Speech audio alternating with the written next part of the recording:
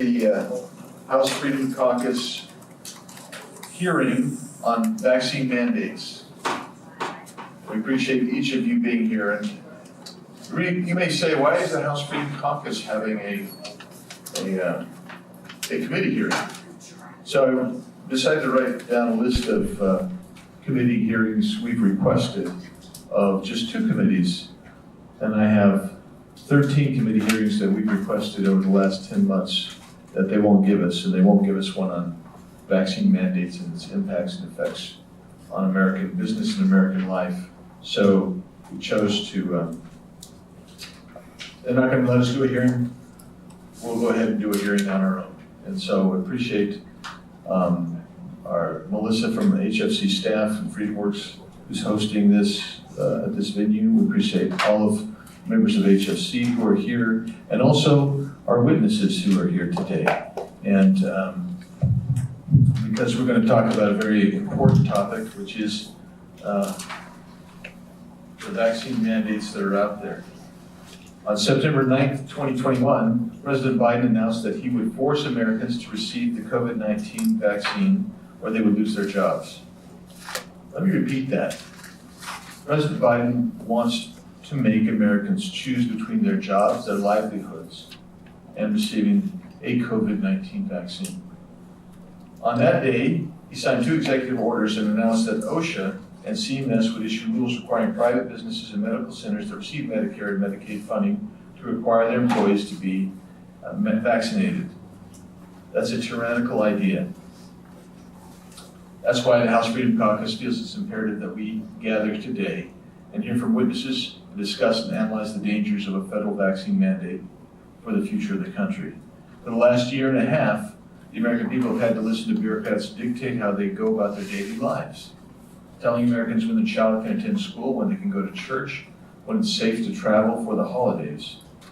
Those in media, tech companies, coastal elites continue to desperately try and silence any opposition to a mandate for vaccines. Today, we're here to give voice to a business owner, a medical expert, a campus advocate, former head of regulation under Trump administration, and we appreciate all of our witnesses being here. The mandates are just another broken promise, are they not? In December 2020, President-elect Biden said he would not force people to get vaccinated. He told reporters, quote, "No, I don't think it should be mandatory. I would demand it be mandatory," close quotes. And then on July 23rd, White House Press Secretary Jen Psaki stated bluntly that vaccine mandates were, quote, "not the role of the federal government," close quote. And yet here we are. President Biden decided to reverse course and issue vaccine mandates that impacts literally millions and millions of Americans. On September 9th, I announced that I would be introducing legislation that would stop these draconian vaccine mandates. That legislation became the Freedom from Mandates Act. This bill would nullify President Biden's executive order, prevent OSHA from issuing a final rule requiring COVID-19 vaccination, and prevent the Secretary of HHS from requiring employees to be vaccinated at medical centers. I thank my colleagues who co-sponsored that legislation.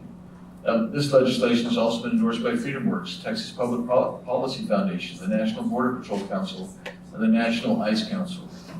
These vaccine mandates have never been about protecting Americans. It has always been about power and control. These are not about science. They're about the federal government telling Americans how to live their lives. In September, Ronald Klain, President Biden's chief of staff, retweeted a post from MSNBC anchor Stephanie Ruhle that the OSHA rule was, quote, "the ultimate workaround for the federal government to require vaccinations," close quote. In other words, the White House knows they cannot legally impose a vaccine mandate. So they're attempting to do so using OSHA to get around both the law and the Constitution. And that's why I've also introduced a legislation called NOSHA that would abolish OSHA. Congress cannot sit by and watch as Americans' rights and liberties are stolen from them. On November 6th, the Fifth Circuit temporarily halted the OSHA vaccine, and on Friday, the Fifth Circuit reaffirmed its stay of the mandate. Despite these court rulings, the Biden administration continues to impose its vaccine mandates. White House Deputy Press Secretary Karine Jean-Pierre told reporters during a briefing, quote, they, businesses, should continue to move forward and make sure they're getting their workplace vaccinated. Close quote. As President Biden continues to move forward with his unconstitutional, un-American, and unscientific vaccine mandate, the House Freedom Caucus will remain committed to standing up for the rights of all Americans and to defend their right to make their own medical decisions. We have great witnesses who are here. I'm looking forward to hearing from them, and we're going to have interchange with questions and answers. And we're going to now hear from our witnesses. First, we'll hear from Elaine Parker, who's president of the Job Creators Network Foundation. She will provide insight into the small business who has filed lawsuit against small businesses who have filed a lawsuit against the Biden administration to block its recently finalized employer vaccine mandate. We'll have Dr. Molly Rutherford, a medical expert who has practiced medicine in rural and semi-rural Kentucky since 2006, and prior to medical school had earned a master's in public health with epidemiology focus at Hopkins. James Crocker, president of Hog Technologies. He's a business owner who will be affected by Biden's vaccine mandates. Jonathan Berry, partner at Boyd & Gray & Associates, who was head of regulations at labor under the Trump administration. He is working as a partner with Boyd & Gray and has filed a lawsuit on behalf of Job Creators Network and many small businesses in the U.S. Court of Appeals for the U.S. Court, the 8th Circuit. Sean Thema, am I close? Thema. Sean Thema is Chief of Staff at Young Americans for Liberty, and he'll discuss how the vaccine mandate has affected students on our college campuses. Each one will give an opening statement lasting no longer than 5 minutes. We'll start waving our arms when you're getting close, so you'll know.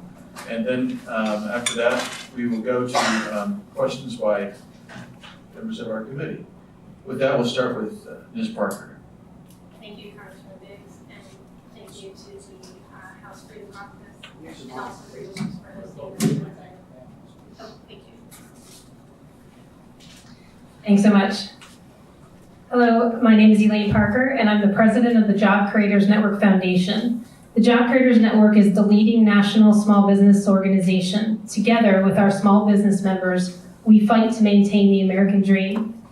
JCN, along with several of our small business members, have filed a lawsuit against the Biden administration to block its recently finalized employer vaccine mandate that will have a significant impact on America's small business community and the tens of millions of people they employ.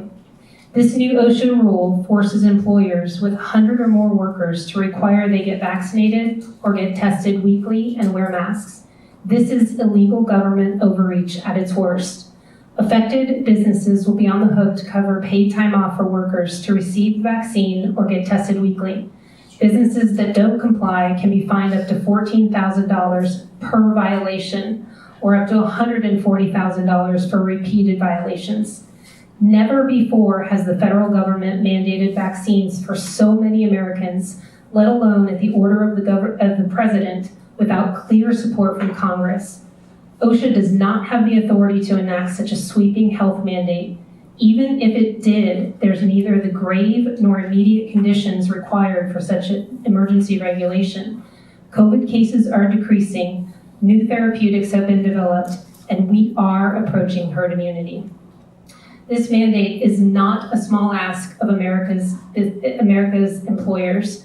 Businesses are just recovering from the pandemic.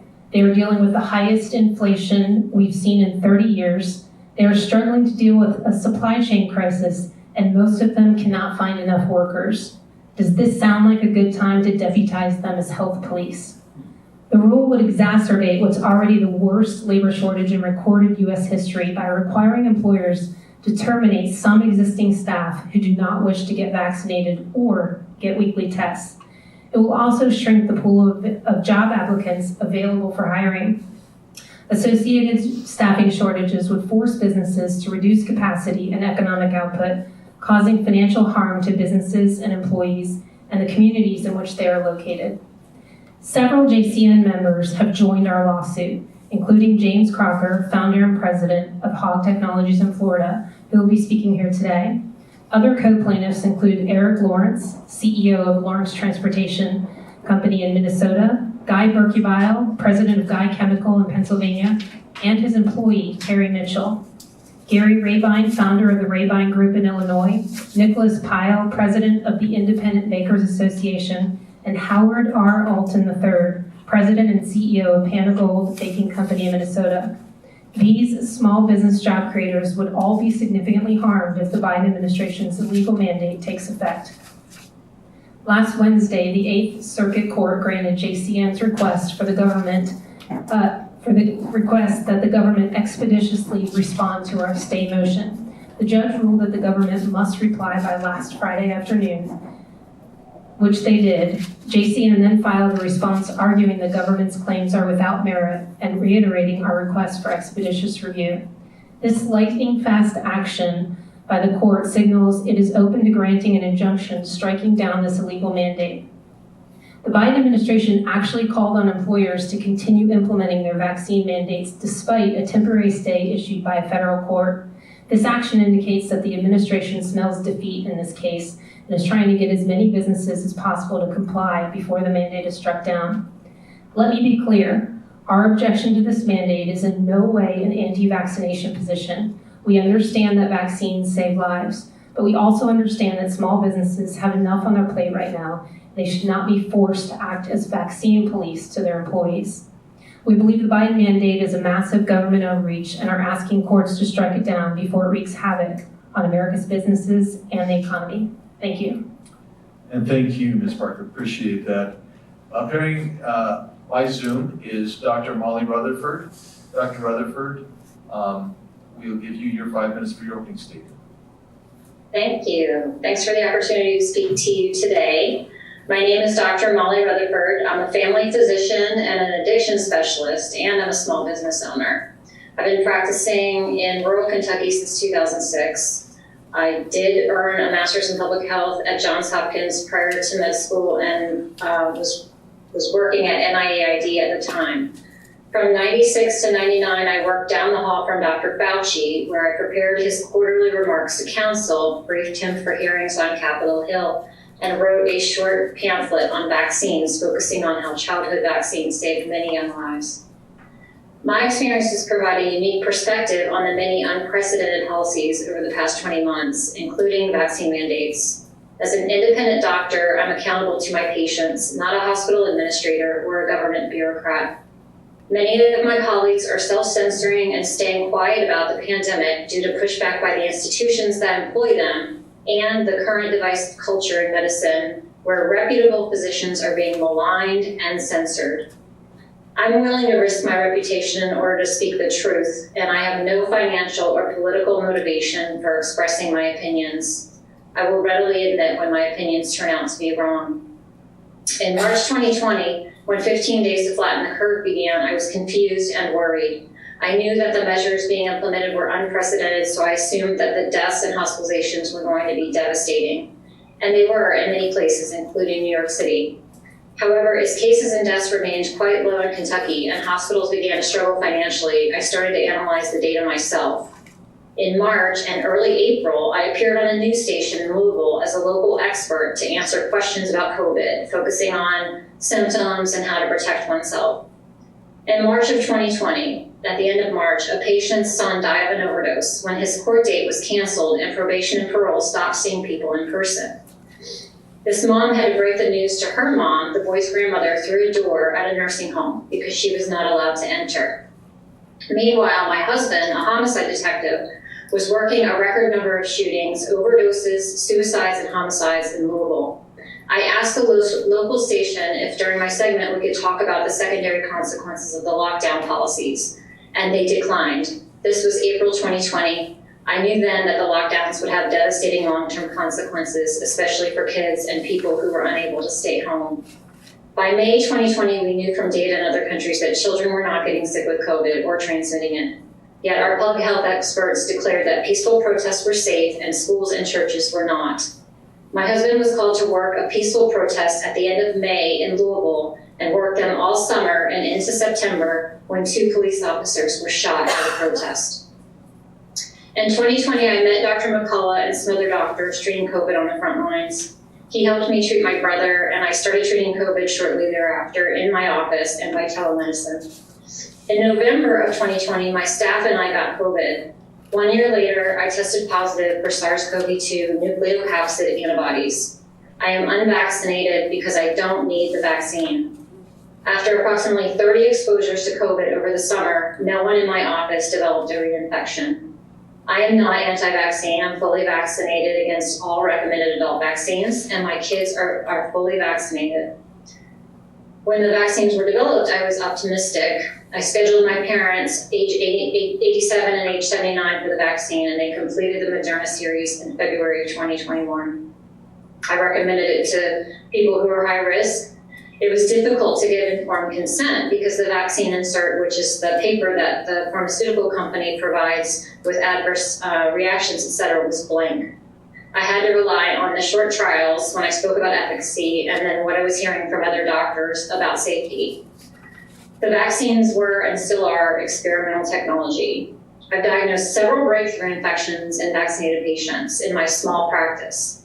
While none of my patients have been severely injured from the vaccine, side effects and symptoms from this vaccine are much more severe than anything I've witnessed with other adult vaccines. I want to add that I moved to Kentucky during the opioid epidemic, and I've treated addiction for 13 years. I'm skeptical of government and pharmaceutical companies because of this experience. The FDA and Purdue Pharma colluded to label OxyContin as non-addictive opioid and sold it to people in Appalachia. Over 800,000 people have died of overdose since 1999. Not surprisingly, overdose deaths increased in 2020 after a promising decline in the previous 2 years. 3 of my former patients, all in their 20s, died of overdose last year. Here's what we know about COVID and the vaccine. These are facts. Severe COVID and hospitalization and death from COVID have very clear risk factors. Okay. Vitamin D deficiency being one. Children at almost zero risk of death from COVID. Vaccine effectiveness wanes faster in the elderly people. It's waning very quickly. And the basis for the mandate is that COVID is a grave danger to employees. The argument makes no sense because vaccinated people are just as likely to carry the virus and spread it. My vaccinated colleague who's never had COVID is free to travel to New York City and attend a Broadway show and dine at a restaurant, while many healthcare workers and other frontline workers are being discriminated against. It's a violation of medical ethics. Do you need me to stop? Yes, I want to keep hearing you, and hopefully we can get more information as we go, but you've exceeded the 5 minutes, Dr. Rutherford. Thank you. Sorry about that. No, that's okay. Your information is really valuable, and we really appreciate it. And now we'll hear from Mr. James Crocker, President of Hog Technologies. Mr. Crocker. I am so loath to read. I rarely do so, but I suppose in this environment I should. So, my name is James Crocker. I'm a devoted husband, father of 5, entrepreneur, inventor, author, and God-fearing American. In 1988, God told me he was going to bless me to give through me, not to me. He never even had me in mind. I started with a small pressure washer I bought for $1,200, and today, 32 years later, with the undisputed world's leading manufacturer of runway rubber removal systems. We invest millions each year in creating new innovations and new jobs, and thus we now have a greatly expanded product lineup, including roadway, runway marking vehicles that include paint trucks, thermoplastic extrusion trucks, floral component trucks, other innovations. Today our vehicles in 56 countries around the globe. I'm skipping a bunch of stuff, Andy. I don't want to get in trouble with you, sir. You're all right. Roughly 35% of our goods are exported to other countries. We maintain facilities in Stuart, Florida, West Palm, Czech Republic, and Dubai. We employ 194 people here in our U.S. operations. I'm here today to address my views on the vaccine mandate the government seems intent on burdening me with. No thoughtful discussion of this mandate can happen without discussing the environment that currently exists in the country. Inflation's at a 30-year high. Price of gas up 60%. The price we pay for steel up 400%. The price you pay from shipping a container from Europe to US, from China to US, up 400%. The price of a used car up $5,000 year over year. The price of a house up $80,000 year over year. The price for hydraulics, electronics, plumbing products, they're all out of control. And I'm going a little off script here. We need 5 financial analysts just to keep up with the price increases and try to pass a portion of that on to our consumer. If we passed it all on to our consumer, we believe it would shut down our orders almost immediately. The price increases would be bad enough if you could actually buy the products themselves. I brought with me a simple little switch here. Been buying this switch for 15 years. It turns something on or off. Normal lead time, 2 weeks. These have been on order since June. Can't get them.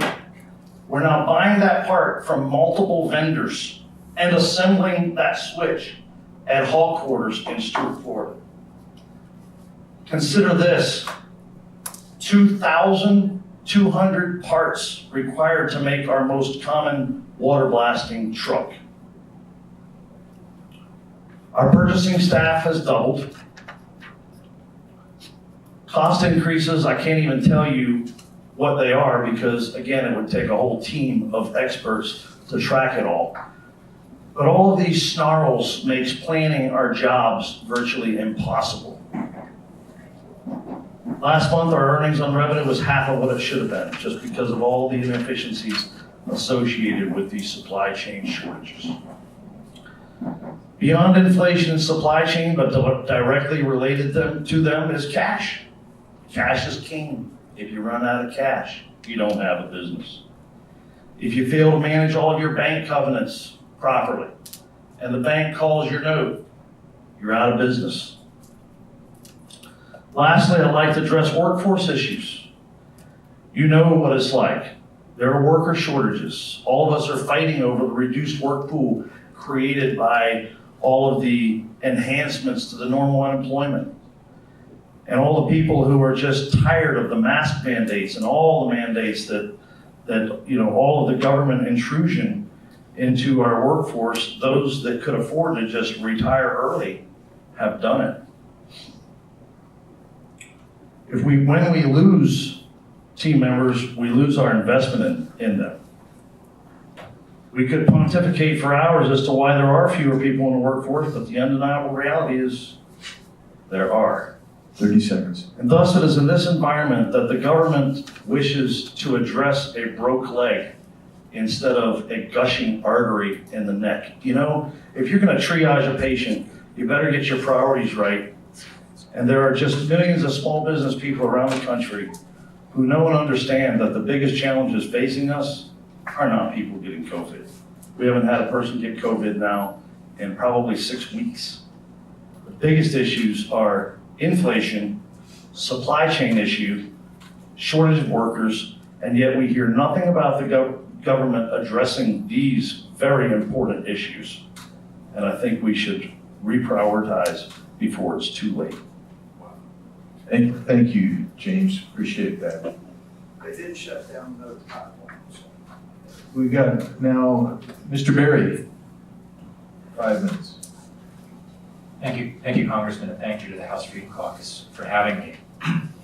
My name is Jonathan Berry, and I'm a partner at Boyd & Gray & Associates, a law firm founded by Ambassador Gray to fight federal administrative overreach in furtherance of his legacy doing just that. I previously served as head of regulations at the U.S. Department of Labor under President Donald J. Trump, as an attorney advising on judicial nominations and regulatory policy at the U.S. Department of Justice, and as a law clerk to Associate Justice Samuel A. Alito, Jr. of the Supreme Court of the United States.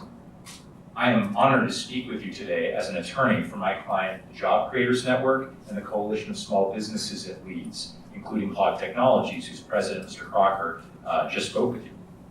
I'm here to tell you why this OSHA vaccine mandate is illegal and why we have sued to shut it down. Now, I'm not a stranger to OSHA. That agency, which is part of the Department of Labor, does important work to ensure worker safety across a variety of areas, from hard hat requirements to asbestos controls. And as head of labor regulations from 2018 into 2020, I was proud to work with OSHA on a variety of rulemaking initiatives to protect workers. For example, OSHA requires employers to keep detailed records of workplace injuries and illnesses. We amended OSHA's reporting regulations so that employers were not transmitting detailed records about individual employees' medical and personal information to the federal government. As part of our obligation to protect workers, we strived under President Trump to protect workers' medical privacy against unnecessary federal intrusion. How things have changed. Now, OSHA has issued this sweeping new mandate requiring that businesses across the country subject their employees to vaccination or regular testing and masking. Along with the CDC eviction moratorium, this is perhaps the most breathtaking assertion of regulatory power we have seen in the wake of COVID. And like the CDC's edict, this OSHA mandate is flatly illegal. It crashes directly into the Supreme Court's warning that, quote, it is unreasonable to assume that Congress intended to give the Secretary of Labor the unprecedented power over American industry that would result from upholding a mandate this broad. Again, this is the court saying, when you think OSHA, think hard hats and asbestos, not mandatory injections under the pain of losing your job. Here's the court again, quote, when an agency claims to discover in a long extant statute an unheralded power to regulate a significant portion of the American economy, we typically greet its announcement with a measure of skepticism, unquote. That was against EPA, but it applies equally here in the OSHA context. Even more audaciously, OSHA put out this mandate on an emergency basis, nearly 2 years after the horse left the barn, in order to bypass the ordinary democratic safeguards on overregulation, namely public notice and an opportunity for ordinary Americans, particularly the small businesses hardest hit by this mandate, to file their objections. But this needless emergency route also puts the mandate under a further cloud of uncertainty. Courts have been quite hostile to OSHA's prior invocations of emergency power. Before this year, OSHA had issued fewer than 10 emergency standards, all much narrower, by the way. But of the 6 that were then challenged in court, 5 were fully or partially vacated or stayed. That is a terrible batting average. Part of what OSHA must do to justify this emergency mandate is show that it was necessary to combat a grave danger. But OSHA has failed to act until the Biden administration apparently calculated that the time was right. And it's common knowledge that the COVID pandemic has been ongoing since early last year, and vaccines have been widely available for almost all of 2021. OSHA has given no persuasive justification for why there is suddenly such an emergency now, in November of 2021, when nearly every single state is easing its COVID restrictions, and so many Americans have already gotten vaccinated. For these reasons, we have filed suit on behalf of Job Creators Network and Hog Technologies and many other small businesses in the U.S. Court of Appeals for the 8th Circuit, where we have asked the court to halt this illegal employer vaccine mandate immediately. Thank you very much. Thank you. And now we'll go to Sean Tamia, Chief of Staff at Young Americans for Liberty. Sean. Thank you, Congresswoman Green, Congresswoman Miller, Congressman Moore, Gomer, Good, Davidson, Biggs, Heiss, and Bishop. Thank you all for joining us here today. My name is Sean Tima, Chief of Staff at Young Americans for Liberty. We work with college students and state legislators to make millions of people more free across the country. And for what it's worth, I'm a recovering progressive, so it goes to show the kids aren't too far gone. You all understand how dire the situation in higher education is today. You all know that we desperately need to stand up for these students, or no one else will. You know, the enemies of liberty have known this for a long time. They know that being a college student is one of the most transformative times of a young person's life. That's why they've worked to subvert this institution for so many years, an institute of woke, dystopian, anti-constitution culture, which is truly coming to a head in light of the precedent set by the Biden administration with these forced vaccinations. The majority of these schools, when you think about it, thanks to federal student loan programs, they're funded by you and I and everyone in this room. And that makes it that much more egregious when they bend the confines of power to lean on students and enforce these forced vaccinations. They've just taken such an advantage of it during the Biden administration. With the rise of COVID, college students, even though they're in a low-risk group, they're being subjected to some of the most unfair COVID restrictions and COVID mandates compared to any other American in the country. Limited but not including to a widespread implementation of mask and vaccine mandates, student surveillance by mandatory smartphone apps, vaccine-based segregation policies on campus, to sometimes even mandatory classes shaming students for their own personal medical decisions. Here are a few examples reported to us by Young Americans for Liberty students. This year at Oakland University in Michigan, a student was kicked out of her dorm, charged with conspiracy to violate university policy, forced to move off campus and take online classes after she posted about her religious exemption on Facebook. At Ithaca College in upstate New York, my alma mater, unvaccinated students need to show a negative COVID test to enter class, but the administration can't always process these tests in time, so how are the students supposed to go to class? Other schools, like the University of Nebraska-Lincoln, force students to download smartphone apps that use Bluetooth for contact tracing. If they fail to comply with the weekly testing or break COVID regulations, administrators can use these apps to deny students access to all academic buildings. And at the University of Colorado Boulder, students who have been given exemptions from the vaccine are forced to take a mandatory course on quote-unquote the benefits of vaccines and importance of them. So if they don't take the class or refuse to meet the teacher's standards for this class for their own medical decision, then they could have a permanent fail on their academic record. And finally, at Rutgers University, a student, beginning of the year, his senior year, was disenrolled from attending classes because he did not take the vaccine.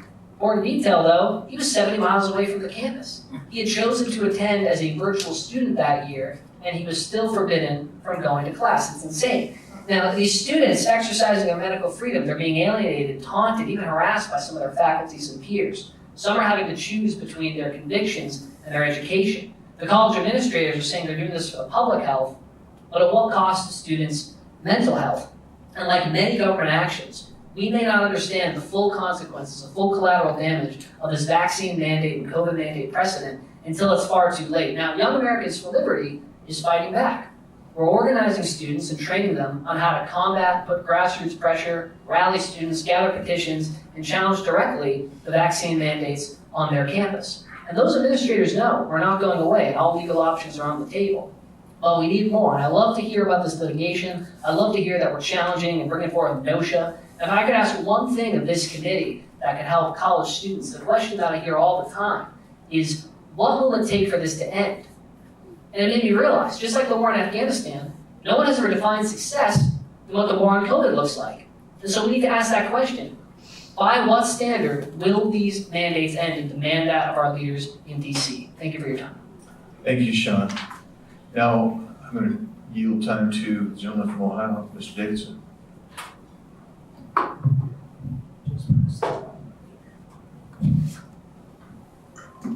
All right. It's not fully outfitted as a regular committee room, but we're making do pretty well. So thank you all for the travel, the preparation, and frankly, the commitment to address really a civil liberties issue.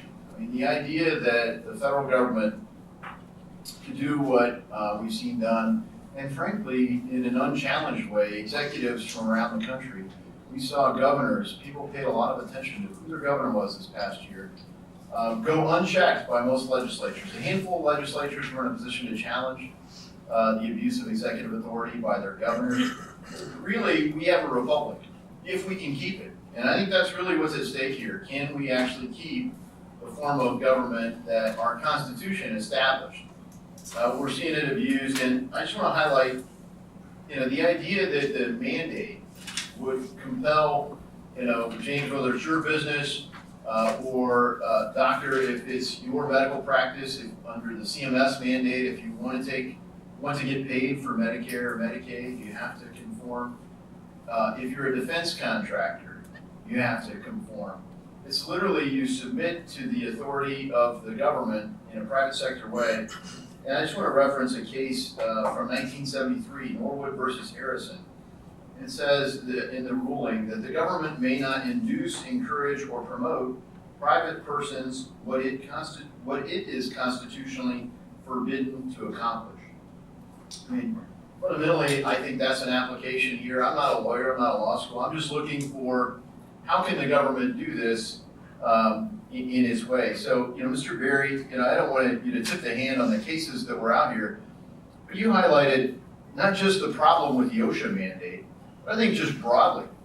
When we looked at the Affordable Care Act, the Supreme Court ruled that even with a congressionally passed bill, normal process of law, Congress and the president do not have the authority constitutionally to mandate that someone buys health insurance. How in the world could the federal government mandate that you have a medical procedure or that your employer becomes the police force in the absence of the government to do that? Do you highlight the constitutional issues with that? Happy to, Congressman, absolutely. We're seeing, there have been some very strong challenges filed alongside our own, as well as ours, raising these really profound questions of constitutional law that you mentioned. So, for example, we have challengers who are arguing that this exercise of authority under OSHA is a violation of the commerce clause, for example, and in line with the ruling from the Supreme Court in the Obamacare case and NFIB v. Sebelius that it is it's not permissible to force, in that case, health insurance purchases as an exercise of the commerce power. We've likewise argued that Congress can't give its power over the executive branch in sort of a blank check, kind of a delegation of legislative power.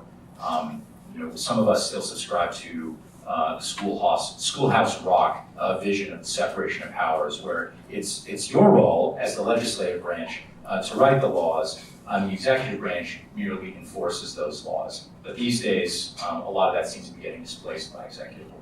Yeah, thanks, and by the courts as well. So, look, as is often the case, it's not whether or not it's a good idea to do something, it's whether or not the federal government has the authority to be the doer of the thing. And I think here the challenge is twofold. One, the federal government doesn't have the constitutional authority to do this. Two, the means that they're using are even more flawed than the actual Constitution. And then lastly, when you think about the science, Doctor, you highlighted some of the flaws with science related to this particular vaccine, and also the dearth of data on natural immunity. Countries around the world are recognizing natural immunity. Isn't it odd that none of these mandates recognize that in the United States? And why do you believe that would be in this particular case, when normally that's something that's part of science?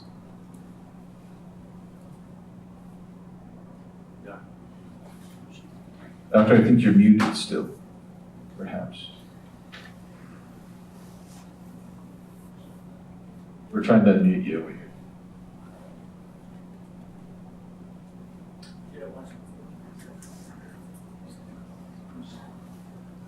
So We're just. I think there we go. I think you have to do it. You got me? We got Can you you hear me loud now? Yes.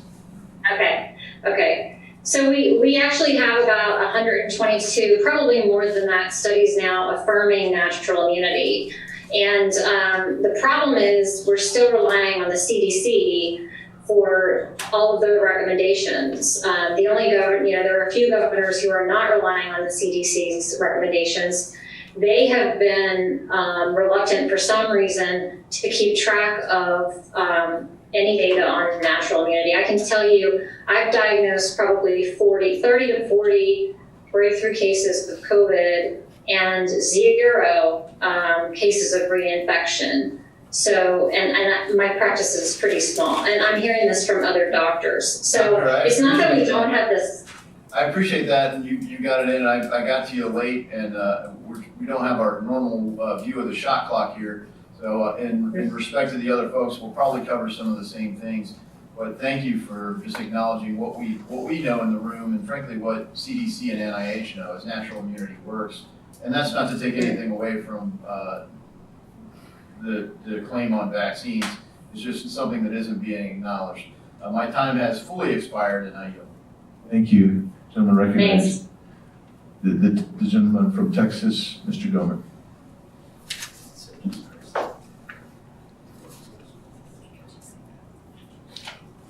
Thank you, and thank you all for being here. Dr. Rutherford, when you're considering prescribing something, whether it's a shot or it's oral medication for a patient, do you cover with the patient the potential risks inherent to that procedure, drug, whatever? Yes, absolutely. That's one of the principles of medicine. We provide informed consent. So when I prescribe, what's really funny is I actually do prescribe hydroxychloroquine and ivermectin for COVID, and I took hydroxychloroquine myself.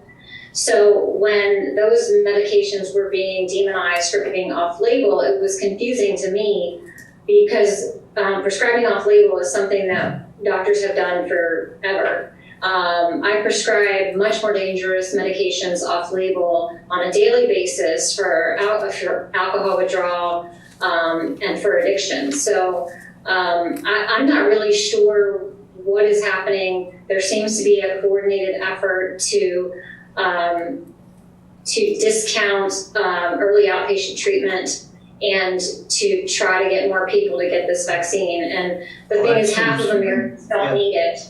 That seems to be the bottom line. It's all about getting people to get the vaccine, and it's making a lot of money for some folks, but we're not getting the warnings that people should get. In fact, but the President Biden says we have got to protect the vaccinated from the unvaccinated, and then he goes on to explain because we've got to get the unvaccinated the vaccination that does not protect you from unvaccinated, which is a little hard for some of us to fully appreciate.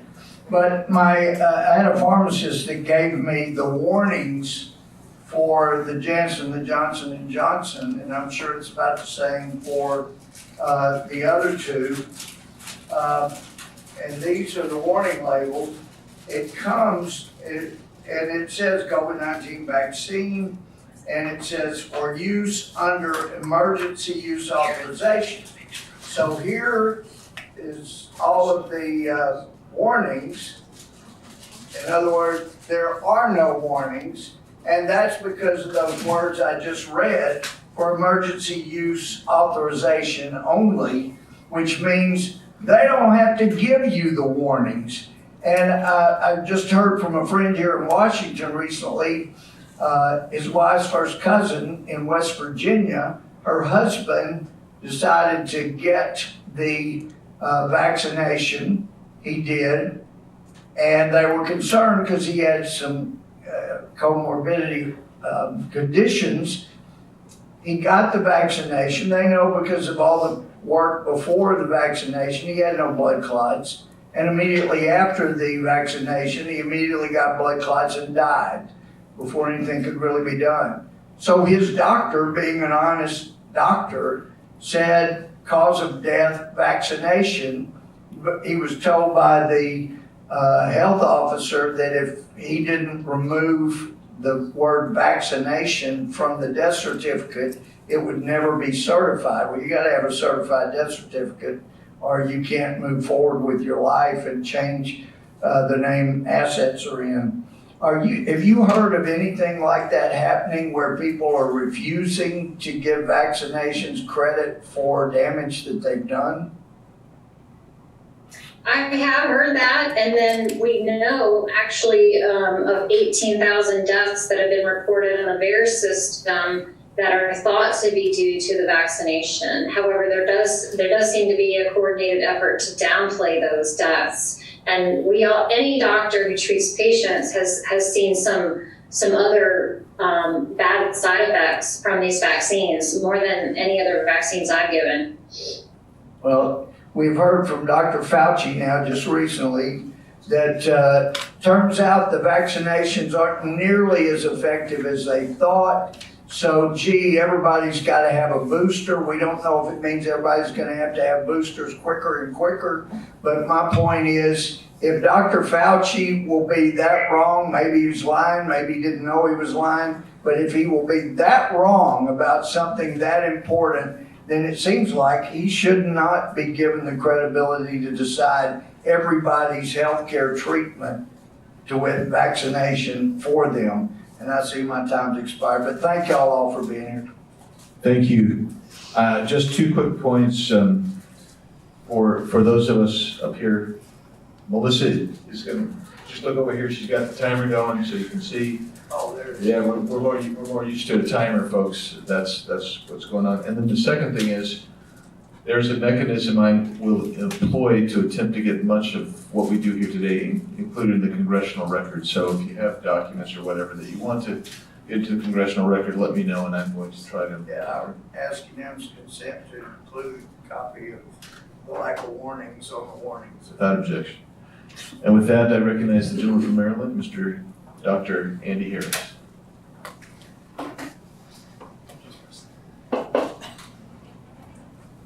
Thank you very much, and thank you all for being here today.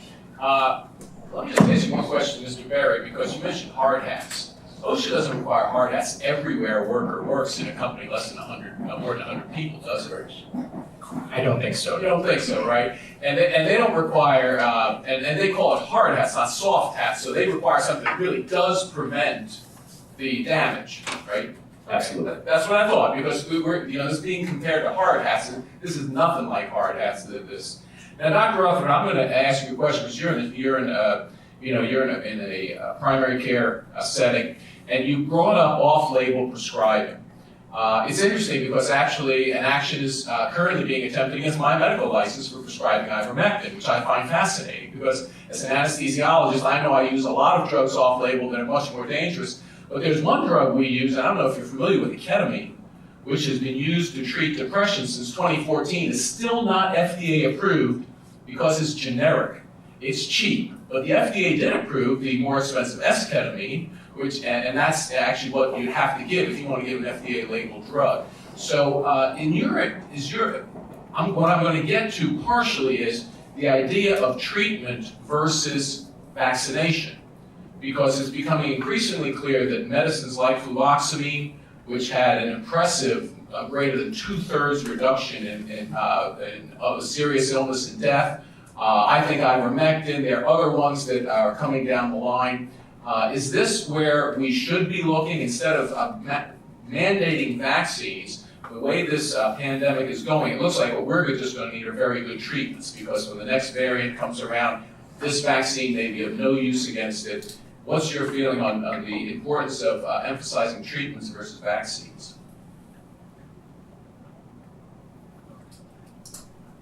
And hold on, we've got it. Unmute you. Sorry, doctor, we need to unmute you. Okay, now I'm You're on unmuted. now, yes. Okay, so I've treated hundreds of people with early outpatient treatment, and including the medicines that you mentioned, and then also with monoclonal antibody infusions. In fact, even vaccinated people that I was really worried about, I sent for monoclonal antibody treatments, and they're very effective. So I would like to see early outpatient treatment get more attention. The issue with the vaccines is they're not doing what we originally hoped they would do. They do not stop spread. People still get the virus, and so mandating it doesn't make sense. For example, my son caught COVID from a vaccinated child, and he is unvaccinated. But yet what we're seeing in the schools and in workplaces is people that haven't had the vaccine are being discriminated against, basically. Kids are being isolated. It's really terrible. Sure, let me just bring that up a little bit because the latest FDA, CDC, shall we say, experimentation is by approving the vaccine as safe and effective for 5 to 11-year-olds, when they know full well the FDA advisory committee, many people on that committee said that they were torn because if they didn't declare it safe and effective, it couldn't be used in high-risk children. And yet CDC made it safe and effective in all children. And then we have, of course, San Francisco famously doing a mandate for that, for children, 5 to 11-year-olds. Could you just comment on the next wave, which I think is going to be a push from the federal government to actually mandate vaccinations of an EUA? This is clearly under EUA. Only 3,000 children in a 3-month trial, and yet they're claiming long-term safety. Could you comment on vaccine mandates in 5 to 11-year-olds? There's absolutely no reason to vaccinate 5 to 11-year-olds. There's no reason to vaccinate children for COVID. They are not at risk. There's something that we consider in public health called the absolute risk. So even if, and I don't think this has been demonstrated, but even if the vaccine were to reduce the risk of death or hospitalization by half, if the absolute risk is very, very tiny, and then we have there's 1 out of 6,000 cases of myocarditis in kids from the vaccine, then very clearly the risk of the vaccine outweighs any potential benefit from the vaccine. So I'm worried that they're going to try to do that as well. And I'm thinking of that'll be my line in the sand where I take my kids out of public school. Sure. But it really doesn't make any sense, and it's going to harm kids. And Mr. Berry, just one last question as my time runs out. Is there any situation where any vaccination has been mandated by the federal government for an adult, or even a state, where they mandate broadly? I mean, look, I know this, and Sean, you may realize this, if you go to some colleges, you need the meningitis vaccine if you want to live in a dorm. I get it, but we're not saying all people. We're carefully targeting it. Is this completely unprecedented? Gentleman's time's expired. We're going to let you answer the question, Mr. Gray. Thank you very much. I don't know what any. I can't claim to have done a comprehensive canvass. This is extremely unusual, and even the most famous case of vaccine mandates, Jacobson v. Massachusetts, was candidly a much lower stakes case. Inflation adjusted today, $150 fine, not losing your job. Thank you, and now I recognize the lady from Georgia, Ms. Green. Thank you. I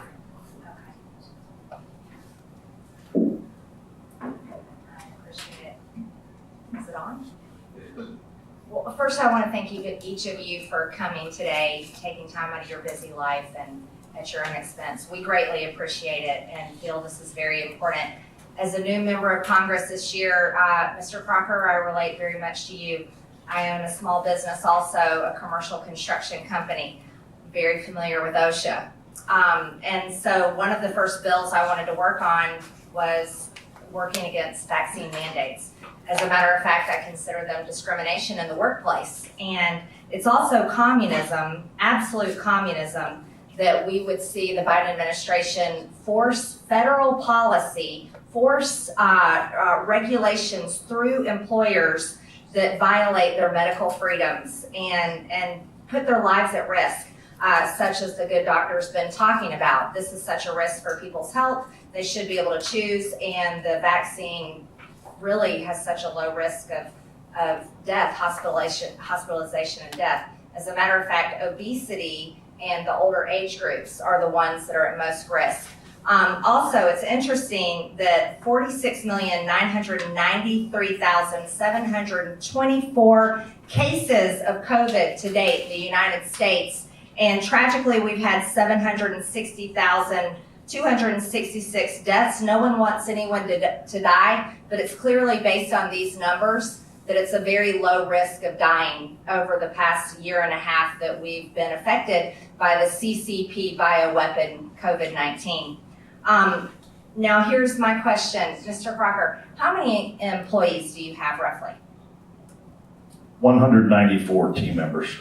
Okay, so with 194 team members in the United States, if say approximately 20 to 30% of your employees were to say we're not going to get vaccinated, and then you're forced to pay fines to the federal government, you're looking at millions and millions of dollars of potential fines, possibly per year.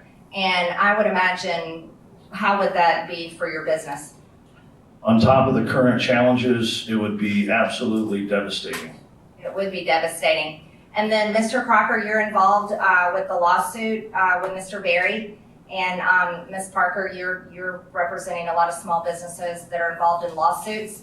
I also know that legal fees are not cheap, And this is a big expense that business owners are taking on by suing against these unconstitutional vaccine mandates. How much money are we looking at on average per small business owner that's going to have to pay for legal fees?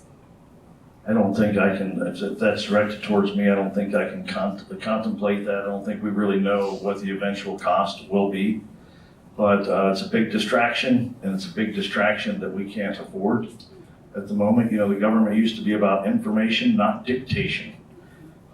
We used to teach people how to think. We didn't teach people what to think. And I just think it's, it used to be about education, not indoctrination. And all of this is just completely the wrong way to go about things. And then as a business owner, you are already working very long hours, taking great risk as a business owner, doing a good job taking care of your employees and serving your customers. It is absolutely tyrannical and authoritarian for our federal government to make your life this much more difficult for you just to operate a business and try to make a living. So one of the things that makes it particularly difficult is we have a guy who used to skate for Disney on Ice. He's been with me for 15 years. He sold product. He's our star salesman. And he's the only guy I know that could do a standing backflip on a pair of ice skates, which might make it pretty easy for you to identify who this man is. He got the J&J vaccine. 10 days later, can barely walk. His feet and legs are numb up to about his knees. Numbness in his mouth, numbness in his hands and arms. He's been fighting this now for 4 months with very little progress. If I announce this mandate, particularly because this story is so well known in the company, we could easily lose 40 to 50 people. My VP of marketing has already told me, you do this, and Mr. Gomer, you know these people. We had dinner with them in Tampa, Operation 300 event, and he said, if you do that, I definitely am the first one out of here.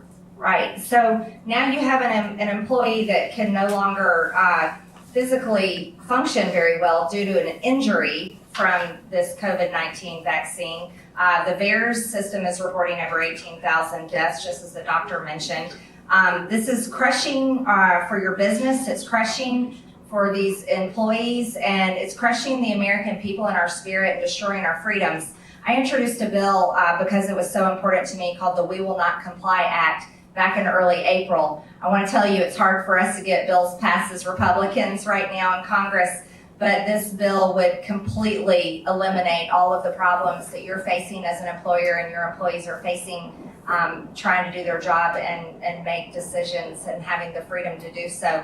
So thank you very much for coming, and thank you for representing small businesses and students, and thank you, Doctor, for being willing to speak the truth. Thank you. Now recognize the gentleman from Virginia, Mr. Good.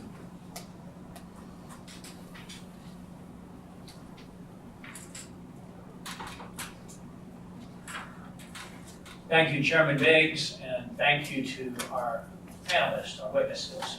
You help us do our job better. We're always trying to look for ways to get stronger in our messaging and to get more informed in what we say. And we're really grateful for your time and investment with us today.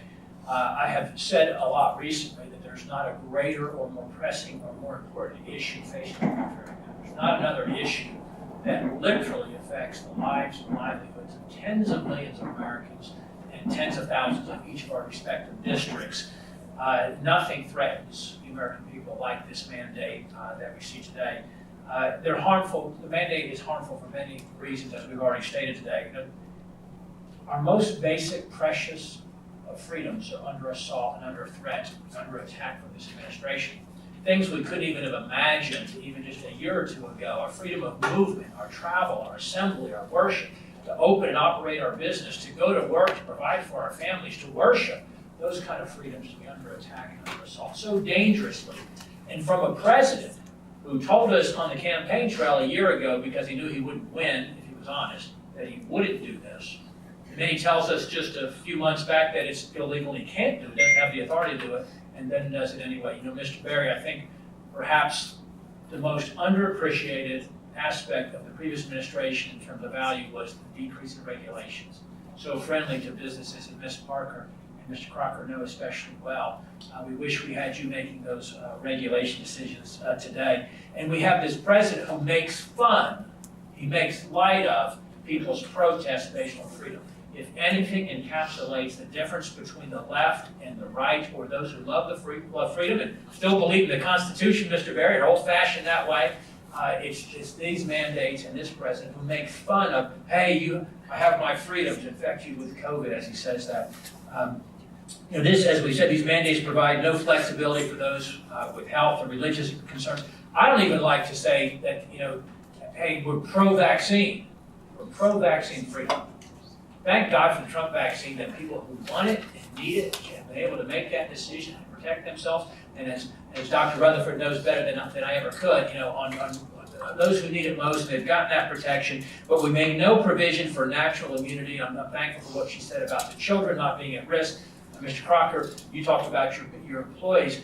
We're making athletes get this. We're making children get this. We're making fans get this when there's no documented cases of those folks being affected from in those situations. And we're literally firing nurses and teachers and police officers and first responders, truck drivers. I had utility workers who were climbing utility poles by themselves come to me begging for help and relief because they're climbing a pole by themselves and they're being forced to get the vaccine or they're going to lose their job. Our president is not a king, as my colleague to my left said. He cannot lawfully compel businesses to do that which he cannot lawfully do himself. I would ask Ms. Parker, what are you hearing from businesses? What are they saying? What are they going to do with the cost of this, with the risk of losing employees? How are they going to stay open and operate? What are they saying in response to this mandate on them? Melissa? Thank you. Most of the businesses that I've spoken with or are part of the lawsuit are waiting to see what happens. So they're not enacting it within their companies right now. But some of the questions they've asked, the uncertainties have initially been costs. Well, they solved that because they're going to force the employees to pay for their own tests. So problem solved there, right? The other questions are liability. So who's responsible if an employee suffers an injury from this vaccine? Is it the government? Is it OSHA? Is it the employer? And then there's the fact that the employee is, their friends. That's their family. That's their work family. Somebody's being injured by being forced by their boss to get a vaccine. And most of the companies that we've spoken with have the same kind of story as James does, is that anywhere from 20 to 30% they feel will not take the vaccine or not do the weekly testing. Now, if you're a Delta or a Coca-Cola and you've got tens of thousands of employees and 30 or 40 people walk off the job because they don't want to comply, that's not a blip in your radar. And if you're fined $140,000 for multiple infractions, probably still not going to hit your budget very much. But if you're a small business owner with 194 employees and you have 40 people walk off the job, or 50 people walk off the job, or you're hit with $140,000 fines, that's a close the door kind of fine. I know my time has expired. Thank you, Ms. Parker, but I would like Mr. Crocker, if the chair will allow, just a comment, and it ties with what Ms. Green said, but what would it take to put a business like yours under? What is the risk out of cash, out of business, out of employees, out of business too? Let me pivot from that a little bit and just say that here I started with nothing but an idea and to drive an initiative. And what are we doing in America? We're changing the environment to where future generations are not going to be able to have that same opportunity. We're jacking with the soil in the pot that gave birth to so many businesses. And just one more thing. Nobody throughout this entire debate, you sit at home, you watch all the doctors, you watch all the lawyers pontificate, but nobody has drawn the very serious and undeniable relationship that exists between a country's economy and the health and safety of its people. If you go to Haiti, there's a reason why the life expectancy in Haiti is decades less than it is here in America. And so many other countries around the world, we have the longest life expectancy because we have prosperity, and we're killing our economy. In the meantime, all of these people are pontificating about this and that, and nobody's drawing the important relationship that exists between our economic prosperity, and right now we're jacking with the basic infrastructure that allows all of the trade and commerce to take place. And it could be too late for many, many businesses. Sorry about that. Thank you, and members, remind you to try to do your best to stay at least within shouting distance of the 5 minutes. Appreciate it. And I recognize that the gentlelady from Illinois, Ms. Miller. Thank you, and I have 2 questions. The first one for Mr. Pena, and then the second one for Mr. Berry. So, we've all heard so many sad stories of how this mandate is affecting businesses and, families, different things. But one that I want to share is our local university is strong-arming the students to get vaccinated. They tried incentivizing them, and now they're punishing them. So they're fining the students $150 a week if they don't get vaccinated. And for example, there's a Chinese student who had the virus and definitely did not want to take the vaccine. She actually had a doctor tell her not to get the vaccine, but she kept getting fined $150 a week.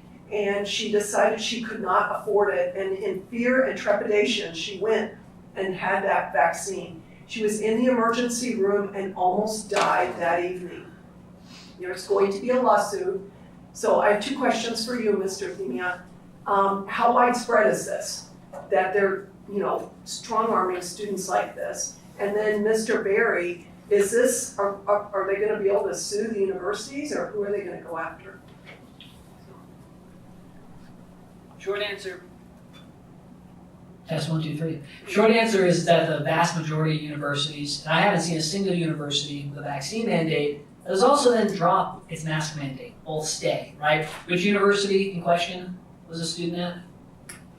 Well, it's a university in my district in Illinois. Okay, we can connect. I'd love to help get the student placed on a lawsuit, and Okay. we're working with some individual lawsuits as well, like UC Riverside, trying to win school by school in the courts. But Okay. it's too widespread.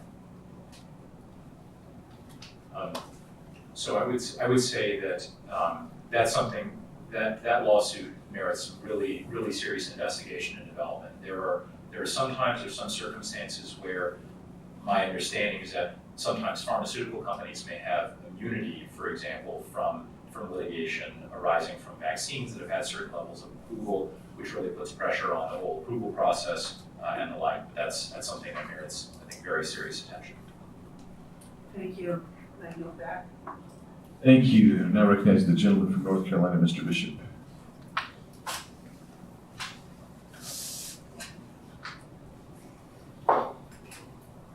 Thank you, Mr. Chairman, and I appreciate the witnesses being here today. Mr. Berry, you spoke a bit about the Fifth Circuit's decision and its, I guess, preliminary injunction or temporary stay of the OSHA mandate that the President has issued. You mentioned that you have litigation, I think you're participating in the Eighth Circuit, is that what you said? Yes, sir, that's right. And I assume there's litigation probably ongoing in every circuit court. To my knowledge, every circuit except the 10th Circuit Court of Appeals. We've become accustomed to questions like this getting resolved by litigation, but it almost leaves aside, if indeed it plays out the way the Fifth Circuit is kind of indicating, that this is one of the most breathtaking abuses of presidential power in history. The Fifth Circuit, had a number of different grounds for saying they're judging whether there's a preliminary likelihood that the plaintiffs will succeed ultimately in the case, but they attack it not only on the basis of whether OSHA, the OSHA law is broad enough to do this, but also, as was made reference to earlier, several constitutional grounds, right? That's correct.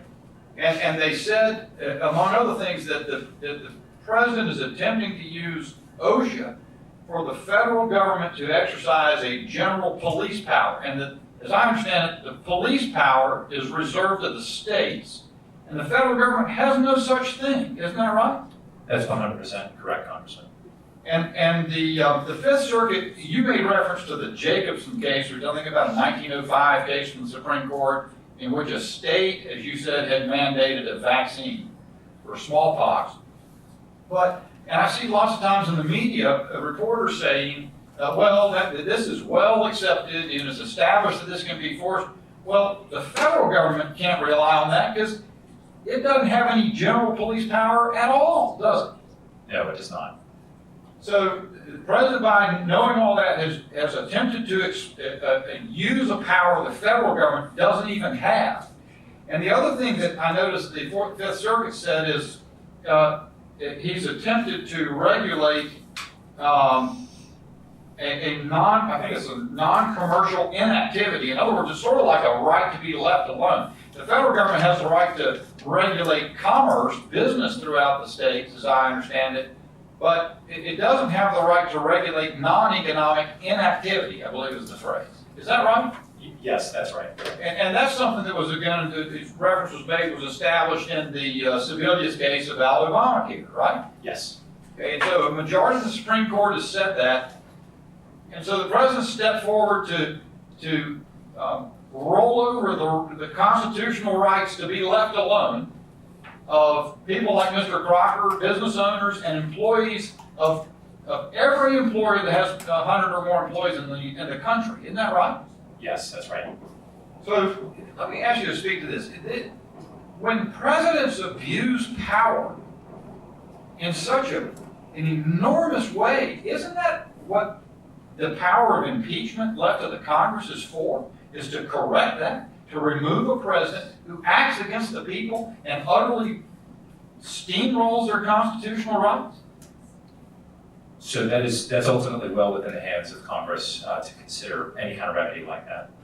And in the case of President Biden, after the court preliminarily, the Fifth Circuit initially said, without an explanation, just a summary order stating the mandate, I understood the Biden administration told people they should comply with the order anyway. In the face of that, did you see that story to that effect? Yes, I did, Congressman. And isn't it also true that President Biden, knowing that the Supreme Court had opined by a majority against an eviction moratorium some months ago, in the face of that, went out and ordered a new eviction moratorium for another further extended period of time that the Supreme Court then had to slap down? Exactly right. So why is it that this president believes, to the extent you can speak to it, why does this president believe he can ignore the rule of law and the constitutional authority of the Supreme Court? I don't understand it, Congressman. His own chief of staff seems to endorse the workaround theory, which the Fifth Circuit pointed out. My time's expired. Thank you. Thank you. And now I recognize the gentleman from Georgia, Mr. Heiss.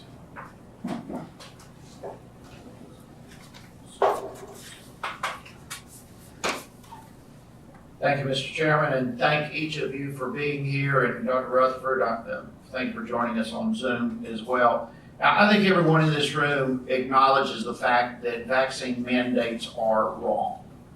But when you go beyond that and you provide no exemptions for vaccine mandates, that's insane. And it appears to me that this administration is currently mixing bad policy with medicine, which the end result is a toxic outcome to our healthcare system as well as our economic well-being and who knows what other manifestations as well. So thank you for each of your expertise with this. I look at this and I hear my colleagues talking so many issues. We've got enormous hypocrisy coming from this administration, where months ago talking about that we're not going to allow any kind of vaccine mandate, and now all of a sudden we do. We have scientific problems with this whole thing that many of you have brought out. And just add to that the number of people who have already had vaccines. We are pushing a point that the vaccines are not even needed because so many people in the country have already had them. Then you have the constitutional issues, which my colleague from North Carolina just brought up, where these are issues that ought to be left to the states. Then you have, which our office has been inundated with, the no respect for medical and religious exemptions. And I mean, this is absolute insanity that we are even here having a hearing such as this, given all the violations and hypocrisy and trampling of our Constitution and individual rights. And where does this take us as a nation? It is stripping us of our individual liberties. Now, I've got a couple of questions. Let me begin, Ms. Parker, with you. There's so many organizations that are out there filing lawsuit against the Biden administration with this over the employer mandate. Where do you see this long-term going? Where is the long-term impact of the vaccine mandate, do you think? Well, long-term, obviously, we hope it gets blocked for small businesses. You know, the small businesses that I've talked to have said to me, you know, what is the science between 100 employees? Does the virus not go where there's 99? One of our plaintiffs is a trucking company in Minnesota, and as we all know, we have a massive shortage of truckers even before COVID. He cannot afford to lose one trucker, not one. The logistics of trying to set up a tracking system. He's vaccinated himself. He believes in the vaccine. He's encouraged them and suggested it, but it's a personal choice, and he supports their choices. Okay, well, let's go there just one step further. We already have vast labor shortages in this country. We are paying people to stay at home, so we've got a massive problem in the labor force already. And then you add to that the mandate, whereby individuals are going to be forced to have a livelihood or quit. What impact is this going to have on the labor force in the country? Let me tell you the population in this group, because the SBA defines a small business as any company with under 500 employees. This mandate hits companies that have 100 or more. So there are 20 million employees in the population that is 100 to 500. So you're talking about 20 million employees being impacted by this. And you look at about, anecdotally, we hear about 30% don't want to be vaccinated and may not want to submit to weekly testing. So that's a huge impact on the workforce and also decreases the supply available, the pool of people available just to hire. So that's a huge impact on an already suffering workforce. Okay, thank you. Mr. Crocker, I'd love to get some answers from you. I'm going to pass right now because I want to get to Dr. Rutherford a bit about the supply chain, how this is going to impact the supply chain. Dr. Rutherford, you mentioned some 18,000 deaths related to the vaccine being downplayed, suspected to be related to the vaccine. On the other hand, we have some 700,000 plus individuals who supposedly died from COVID, and we all know those numbers are grossly exaggerated. What's going on here? Why are we exaggerating on the one hand the number of deaths versus downplaying deaths by COVID and downplaying deaths by the vaccine? I think it has to do with greed and power. That's the only explanation that I can come up with. I know there are some other theories. I try to stay away from something, the conspiracy theories. It really doesn't make sense. In 1976, they stopped that year's flu vaccine, the swine flu vaccine, after 25 deaths. And I think there were maybe 93, 95 cases of Guillain-Barré from that vaccine. And that was a big enough signal for them to stop giving that vaccine. So I don't really have a good answer for you, but it's not surprising just based on what we've seen from the government and the pharmaceutical companies and the collusion in the past, like I said, with the opioid epidemic. Thank you very much. Thank you. I recognize the gentlelady from Colorado, Ms. Vobert.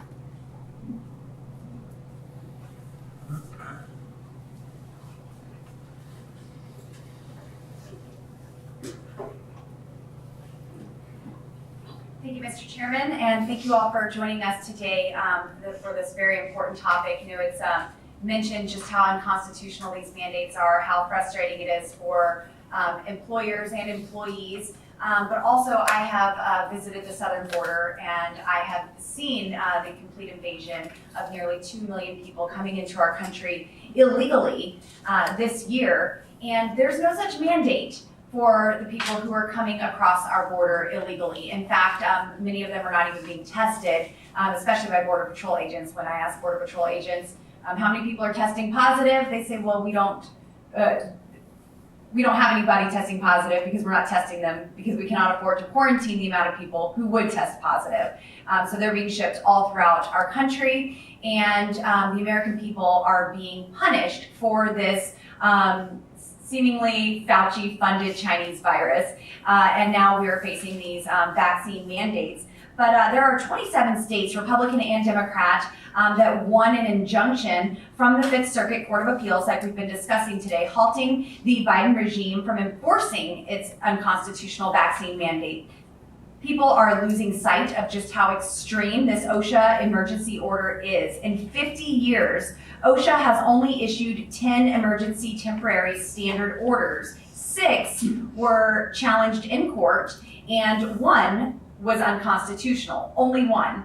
Previously, OSHA determined that health is an intensely personal matter, and government coercion should not be used for vaccines. This mandate goes against 50 years of precedent and OSHA's own determinations. The court found that Biden's mandate is fatally flawed and staggeringly overbroad. The court condemned the Biden regime for having health agencies, and I'm quoting, make housing policies and occupational safety administrations make health policy. By using the deep state to regulate every aspect of our lives, this administration is violating the constitutional structure that safeguards our collective liberty. Apparently, this warning meant nothing to this administration, as we've all seen, since they encouraged businesses to ignore the court order. This is tyrannical. We are living under a lawless administration who has no regard for the law, no respect for it, and certainly is not upholding it.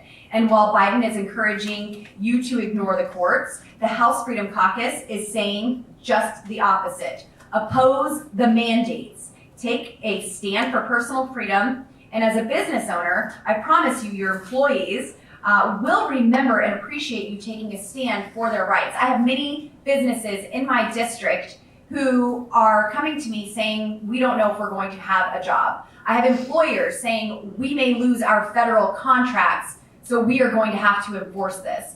And so these are the conversations that we are having behind the scenes with people, telling them, don't force this on your people. But I want to thank you all for being here, but I do have a couple of questions for Dr. Rutherford.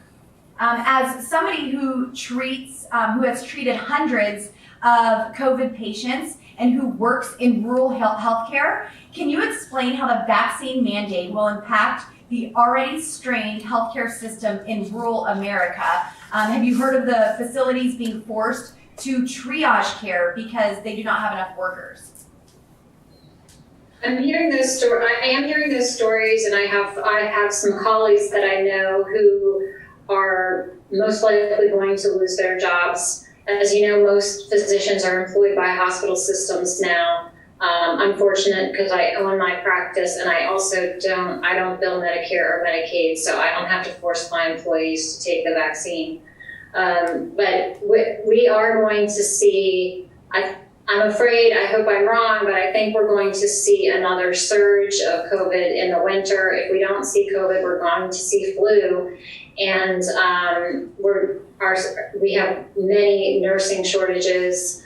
Some of the physicians are going to be retiring who are able to do so rather than get a vaccine that they don't need. So I think that's going to be a huge problem, especially in rural areas. Thank you, Dr. Rutherford. And just to follow up, have you personally felt, or have you heard of other doctors who have felt pressured to not prescribe any form of medicine since COVID? In other words, have you wanted to prescribe some form of medicine to your patients but were told not to, or felt pressured to stay away from certain medications for fear of a reprisal? Oh, absolutely. But many doctors, and most of it is coming from the pharmacies. The chain pharmacies are owned. They're huge. They're part of the whole medical complex. Some of us call it the cartel. And they do not want to fill the prescriptions. There have been threats to turn physicians into the medical boards if we prescribe these medicines. And like I said, it's ridiculous. I prescribed medicines off-label for many years, and so many of them are much more harmful than anything we give for COVID. Thank you, Dr. Rutherford. My time has expired. Thank you all so much for being here and for getting this out to the American people. I appreciate your messages. Thank you. Thank you. I now recognize the gentleman from Alabama, Mr. Moore.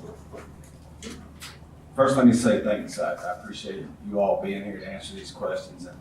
And just a background story, I have Fort Rucker in my district, and we launch more aircraft every day than the Atlanta airport. And a few weeks ago, we decided to set up a hearing on these mandates because it's a federal base. You've got a lot of government contractors and IPs, individual civilian contractors that work at Rucker. And so I was expecting about 30 or 40 people, and I pulled up at the place where I have a meeting, nearly 400 people, maybe 450 were there. And they're concerned about what do they do, and Jonathan, I'm gonna kind of direct this at you, but I need to know what to tell my constituents because we're kind of coming down to a deadline. And then I actually had a 58-year-old man call me the other night. He said, Barry, he said, if it comes down to keeping my job or getting this vaccine, he said, I'm walking off my job at Fort Rucker. Well, the issue is those are people who are well-trained. They're skilled labor. They're aircraft, power plant, IPs, this sort of thing. And to me, it's a national security issue. Jonathan, what do I tell my constituents? What is the best plan going forward for them to protect their individual liberty? And some of these folks are vaccinated. It's not just about, many of them are vaccinated, but it's more about individual liberty and this president and his overreach with the administration. What do I do, Jonathan? What do I tell my people? Congressman, thank you for the question. I think that it is, I hate to say this, even as a litigator, because I do think the court's a place of last resort, but I would encourage them very seriously to consider joining in one or more of the challenges that are ongoing in court to, especially the federal contractor mandate, and there's growing numbers of challenges to the federal employee mandate as well. So in a sense, you think we can buy time for these folks? Are they okay to say, hey, I'm not doing this until we get a ruling from the courts? And I know the wheels of justice turn slow sometimes, so that's a concern because we're running up on some pretty hard deadlines for these folks. So I'll give just sort of a fresh from the headlines example. There was a judge in Fort Worth, Texas, who just signaled an openness to kind of continue considering giving some immediate or preliminary relief to some vaccine hesitant employees in the case that he's got. And I think that option is at least a promising one. Nothing's certain in litigation, but that's a promising way to go. Okay, thank you. And Sean, just quickly, I want to share a story. I have a friend of mine, a young lady I know that's a student at Auburn University, and they were requiring, she's a senior going into nursing, and they're requiring now those students to get vaccinated to go into the hospitals to do their residencies, they'll call it. And so she walked away from nursing, and I try to encourage, and I think it's important for us to remind those young students now that may be for this mandate is that in the future, those will be the people who didn't finish nursing and didn't go into med school that maybe will be treating your generation. And so it's a concern going forward. And so, Dr. Rutherford, one last question. I want to pose this to you. And so, Dr. Rutherford, I've met with Lieutenant Colonel Long, Teresa Long at Fort Rucker. She is a flight surgeon. She's responsible for 4,000 air crews, and she's a medical doctor. And so they're now telling her she is not an expert and to sit down and shut up as she's starting to see problems with these air crews as they get these vaccinations. Actually, 3 pilots asked her to be grounded because they were unsafe to fly the aircraft, and her command structure is saying, no, you can't say that and you need to send them out to do their job. How are we determining our experts in this situation, Dr. Rutherford? It seems to be that people that are in very high bureaucratic positions are being called the experts, and they have been wrong numerous times. So I think, I was declared an expert in a hearing here in Kentucky where a small business challenged our governor's mandates, and that person won, the plaintiff won.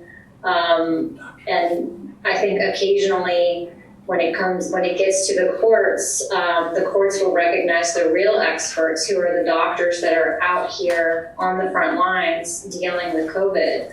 It's unfortunate that that's happened to her. I actually saw her speak when she appeared in front of Congress, and it's egregious that any of this is happening. But I guess the media determines who the experts are. I think you're right, Dr. Rutherford. I'm about to run out of time. I want to pose one quick question, but I think basically you're an expert if your version fits the narrative. It sounds like to me that's how we're determining now who our experts are going forward in this pandemic, as they call it. So with that, Mr. Chairman, I'll yield back. I thank the gentleman, and I recognize the gentleman from South Carolina, Mr. Ralph Norman. They're bringing you a microphone now, Mr. Norman. Take a breath and then rev it up, brother. You only get 5 minutes. Thank you. Thank you all for coming and for testifying. This has been a catastrophe all day long. I mean, all year long since this Biden administration took over. What are your thoughts on the Fifth Circuit, putting a stay and Biden not going by it? What are your thoughts that we should do that we're not doing? And, Mr. Barry? Thank you. So that's right. The Fifth Circuit stayed the mandate, and the Biden administration was reported to have, it seems essentially to be trying to scare businesses and workers into submission in advance of what I believe is going to be the Supreme Court stepping in and shutting this down. That seems to be continuing, and I think doing exactly what this caucus is doing by throwing a big spotlight on what the administration is doing and calling out this apparent disregard of what the court has said is extremely important. What should we be doing to affect that? What would be the most effective role for us to play as we move forward? I mean, we can have press conferences on it all day long. Is anything else that's a concrete action that y'all feel we need to be doing? I think that this House, even from a minority posture, exercising as much of its oversight authority as possible to really drill into what's going on at the agencies that are pushing these mandates, and relatedly having, I think, going to even the administration with the stories of your constituents and how they are suffering. There's a huge role to play to get that material into even the administrative record as a legal matter is valuable. I guess as a follow-up on that, a lot of companies are paying the fine, the ones that can afford it. Do you think retroactively the Supreme Court rules in our favor, making it unconstitutional, that can be replenished? Oh goodness, there'd be some serious questions there. So that's something that companies need to think about carefully before going ahead and paying fines this early. Okay. Mr. Chairman, I'll yield back. I'll yield to Bishop. Mr. Barry, I wanted to sort of follow that up with one line in the Fifth Circuit's opinion. It says the mandate places an immediate and irreversible imprint on all covered employers in America and, quote, complying with a regulation later held invalid almost always produces the irreparable harm of non-recoverable compliance costs. So following on the question Mr. Norman has asked, but I was asking earlier, if indeed it turns out to be the case that the President of the United States has grossly overreached his power that the United States government does not have, and has, as a consequence, and the threat of that has impaired the economy, has imposed economic burdens on millions of businesses across this country, what remedy will those businesses ever have other than for that president to be impeached? It's likely not going to be something that the courts can provide, to be honest. So it's going to be what this legislature chooses to do, Congressman. Thank you, sir. Now you're back to Mr. Norman. Mr. Chairman, I yield the balance of my time. Thank you. Thank you. Ralph, Mr. Norman, you yield to Mr. Moore. He's craving 30 seconds. Yeah, 30 seconds. Glad to yield. Mr. Moore, he's yielding to you. I'll just take that down. So I asked the other three panelists, but Mr. Crocker and Ms. Parker. So if you got a business with 190 employees, have we looked at the cost of separating corporations where you have your buying arm and your manufacturing arm? So you stay under that 100 mandate for the meantime until the case settles. And then Barry, Jonathan, you may want to jump in. So this is a drawing of a camel. And on top of the camel, there's a straw. Have any of you ever heard of the straw that broke the camel's back? I'd like to paint a picture for you of a stretcher laid out in the middle of this room. And small businesses across the country, including mine, one I've worked 32 years, I've worked my fingers to the bone, is on the gurney. I'm telling you folks, I said earlier, some of you weren't in the room, this switch, 2-week lead time for the last 20 years. I've had them on order since June. I brought this piece all the way from Florida. Used to be 1 month. I had my purchasing. I said, just give me 3 parts. The third one was too big. I couldn't bring it. Used to be 1 month. It's now 6 to 7 months. Mr. Biggs, I have 2,200 parts here to build my most common truck. I can't get the parts. And we're in this room, instead of talking about how to solve the supply chain crisis in this country, I'm telling you, I feel that my business is on the line. And we all in this room, we agree about the insanity of this mask mandate. Well, it was the mask mandate, now it's saying, but the straw that broke the camel's back, remember, it wasn't the 500-pound piece of concrete that broke the camel's back. Right. It wasn't the biggest thing that broke the camel's back. And this little saying that has lived for centuries, perhaps it seems to represent some timeless advice that be careful what you put on businesses. Frankly, to your question, Mr. Moore, I can't afford one more distraction. Can you imagine what it would take me right now to set up another company and legally separate my payroll and buy another workers' comp policy for the other company and set up liability for the other company and try to get bonded in the other company? I can't get bonded. I have no history. I have no contractual history. It's impossible to try to get government contracts. There's no history in that other company. So now you got to try to bifurcate and try to, okay, which company is going to do the, and it's already just at this very fragile time. It's impossible. I can't do it. Even if I wanted to, I couldn't do it logistically. And besides that, I feel like I have to stand as an American. Why in the Boston Tea Party, I bet you somebody told them, hey, instead of, don't do this silly thing, dump all the deals. Just create different routes. Let's just organize that ship and just take her down south we'll make another port down there and just avoid the taxing authorities. It's time to take a stand. And so I want to stand humbly, but I want to stand proudly, and I want to stand strong and just say we're not going to do it, and we can't do it. And I feel so badly for all the other businesses. For sure, there's so many businesses that have already tanked. And all that wasted energy and time and money and blood, sweat, and tears that these business people put in, and it's all wasted because it's just gone. We're killing our businesses. Thank you. Thank you very much. It's been very informative, and you've brought home some real-life issues that we're trying to convey to the American people. There's a whole smorgasbord of bad policies that are inflicting pain on businesses right now. Just a plethora of bad policy.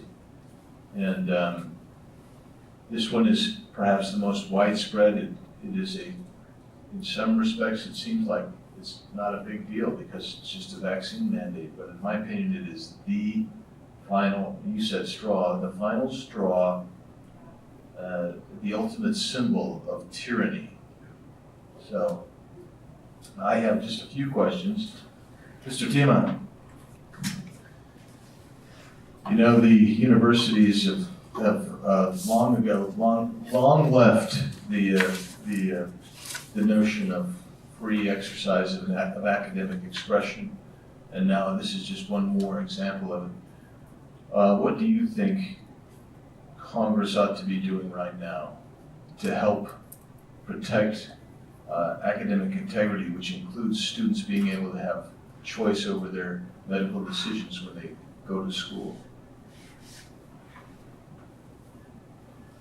Absolutely. Well, for one thing, keep doing what it is you're doing with fighting the social mandate, fighting this from the top down. Because like I said, the Biden administration is the one setting the precedent, where all the other private colleges, the public colleges, the campus bureaucrats, they can then go say, well, it's not really our decision, it's coming from the top, we have to obey, it's, we're just going with the times. No, we stop it right from the source. And we keep working our way down from there. So doing exactly what you're doing with NOSHA and fighting this mandate will have a trickle-down effect. When it comes also to academic freedom, right, standing up and recognizing these unconstitutional free speech zones and some of these anti-bias policies on campus as well will have a tremendous effect. And we got a great start with that a couple of years ago with President Trump. But there are still policies on campus right now where if a student has not jumped through every single hoop, they could be spending a night in jail for handing out the Constitution. You think that's egregious? You think that's ridiculous? It has happened several times before. We've represented students on that front. So protecting free expression from these free speech zones, these codes, these anti-bias policies, as well as stopping this vaccine mandate right at the source and giving no bureaucrat the chance to impose it on people down below. Thank you. Dr. Rutherford, I appreciate you appearing today by Zoom. And we've talked about VAERS a couple of times, and I guess my question with regard to VAERS is, do you think that the COVID-19 mortality rate for the vaccines is accurate, or is VAERS actually gathering reliable information? Do you trust the information from VAERS? I guess is the question. That's a great question. In the past, VAERS has been thought to be subject to underreporting. And I can tell you that in my experience, most doctors are not taking the time to report what they think are vaccine side effects. It's very hard to prove causation from a vaccine, but all of these deaths seem to be happening within 48 hours of the vaccination. So that is concerning. What it, at a minimum, should have done was it should have alerted the people in government, the people in the FDA and the CDC to wake up and develop or form some sort of panel of independent physicians or scientists to track this better and to look into it further. And as far as I know, that's not happening. Thank you. Mr. Berry, you were asked what we could do to help you further your cause. And I'm just wondering if we've responded with an amicus brief, if that would be helpful, or if getting amicus briefs from anywhere outside. Yes, I think that given especially the really profound separation of powers issues at stake in this case, where the executive is trying to take the OSH Act and treat it like a complete blank check. I think that an amicus brief for members of the Article 1 lawmaking body in our federal government would go a long way to highlight those issues to the courts. Absolutely. Thank you. And then as we wrap up, I want to thank each of you, the witnesses, Ms. Parker, James, thank you for being here. Thank you, Mr. Berry, Mr. Tima, Dr. Rutherford. Thanks to each of you. What you've said has been meaningful. It's been very helpful and at times poignant. We're grateful to you for being here. And I will tell you, I know that you're going to continue to fight, and the members of the Freedom Caucus will continue to fight as well. And with that, Can I say one thing? you get 5 seconds. Mr. Crocker, just respond to what I'm in the real estate business. We've got houses, city, people cannot get water heaters. You talk about parks, got a call, I get calls from everywhere, people trying to hire people that they're going to let go to manufacture a solvent and a fuel. This is a deliberate overtaking of our country. This is intentional. There's no way you can make this many mistakes in 9 months. And he's putting the businesses out of, I can't tell you in my little town, the people that are going broke. So it's time, I mean, politicians, we can do what we can, but it's time to activate the people. There's nothing off limits in my mind. This country is under attack. Thanks, and I close with what Samuel Adams said. He said that we may not be the majority, but an irate minority that lights fires of freedom can win. And we can win this battle because there is an irate minority, and actually I think it's an irate majority, quite frankly. And I think as people stand up around the country and we continue to fight for freedom, we'll prevail. And so never lose your hope, just keep fighting. That we're adjourned. Thank you.